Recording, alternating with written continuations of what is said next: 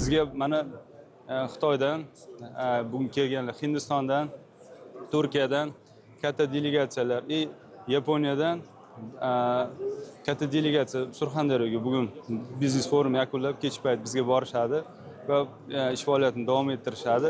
Amerikalik moliyaviy tashkilotlarning qiziqishi o'zgacha. Biz bu darajadagi investorlarni, moliyaviy tashkilotlarni xohlasak ham olib kela olmaymiz. Viloyat mavqeyidan foydalanib, viloyat miqyosida buni tashkil qilish juda ham qiyin. Bugun har bir yerga tashrif buyurganlar prezidentim bilan uchrashadigan darajadagi mehmonlar. Tasavvur qiling. Biz shular bilan uchrashib, masalalarimizni aytib, yechib olyapmiz. Bunday imkoniyat bizga juda kam bo'ladi.